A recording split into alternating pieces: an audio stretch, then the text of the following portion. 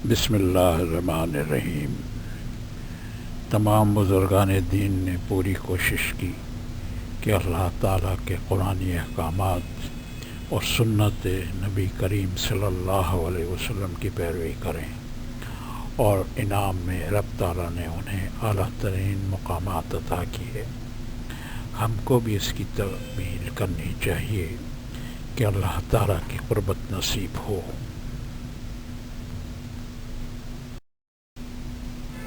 حضور صلی اللہ علیہ وسلم نے فرمایا کہ اللہ تعالیٰ نرمی کرنے والا ہے اور نرمی کو پسند فرماتا ہے، اور نرمی پر وہ چیز عطا فرماتا ہے جو نہ سختی پر عطا فرماتا ہے نہ کوئی اور چیز پر۔